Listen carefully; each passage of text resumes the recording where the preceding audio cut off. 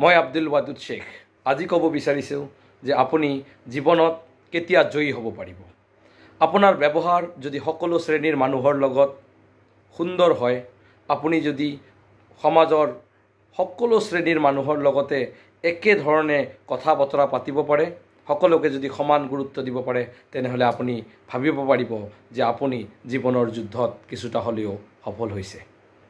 আপুনি জয়ী তেতিয়া হ'ব পাৰিব যদি আপুনি আপোনাৰ ভিতৰত থকা বেয়া অভ্যাস যেনে মিছা কথা কোৱা, আনৰ দুৰ্নাম কোৱা আৰু বেলেগৰ কিবা এটা হিংসা কৰা বেলেগক, এনেকুৱা ধৰণৰ বেয়া অভ্যাসবিলাক যদি আপুনি সম্পূৰ্ণৰূপে পৰিত্যাগ কৰিব পাৰিছে, তেনেহ'লে আপুনি ভাবিব যে আপুনি জয়ী হ'ব পাৰিছে। আপুনি জীৱনত জয়ী হ'ব পাৰিছে যদি আপোনাৰ ঘৰখনৰ লগত বা পৰিয়ালৰ সকলো মানুহৰ লগত যদি আপুনি সদায় এটা ভাল সম্পৰ্ক বজাই ৰখাত সফল হৈছে বা বজাই ৰাখিবলৈ চেষ্টা কৰিছে, তেনেহ'লে মই ভাবোঁ আপুনি জয়ী হোৱাত, জীৱনৰ যুদ্ধত জয়ী হোৱাত বহুতখিনি সফল হৈছে। আপুনি জীৱনৰ যুদ্ধত তেতিয়াই সফল হ'ব পাৰিছে বা সফল হ'ব পাৰিব যদি আপোনাৰ জীৱনসংগীৰ লগত আপুনি এটি সুন্দৰ সম্পৰ্ক অতিবাহিত কৰিব পাৰিছে।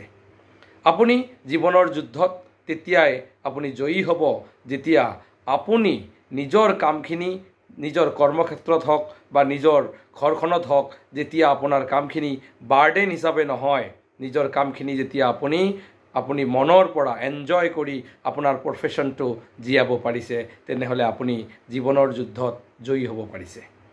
জীৱনৰ যুদ্ধত আপুনি যদি সঁচাকৈ জয়ী হ'ব বিচাৰিছে, তেনেহ'লে আপুনি কি কৰিব লাগিব? সদায় সততা, নৈতিকতাৰে যদি জীৱন যাপন কৰিব পাৰিছে, তেনেহ'লে আপুনি জয়ী হ'ব পাৰিছে। আপুনি যদি নিজকে গেৰাণ্টি দি ক'ব পাৰে যে আজিৰ পৰা মই আনৰ ভাল কৰিব নোৱাৰিলেও কেতিয়াও আনৰ বেয়া নকৰোঁ, এই গুণটো যদি আপোনাৰ ভিতৰত আহিব পাৰিছে, মই ভাবোঁ যে আপুনি জীৱনৰ যুদ্ধত বহুত সফল হৈছে বা জয়ী হৈছে। জীৱন কিছুমান টকা পইচা, গাড়ী, ঘৰ, সম্পত্তি এইটো বেলেগ কথা, কিন্তু আপুনি যদি নিজৰ মনৰ ভিতৰত থকা কামখিনি নিজকে ভালদৰে, নিজকে ভাল পাই যদি কাম কৰিব পাৰিছে, মই ভাবোঁ আপুনি জীৱনত জয়ী হৈ গৈছে। ধন্যবাদ।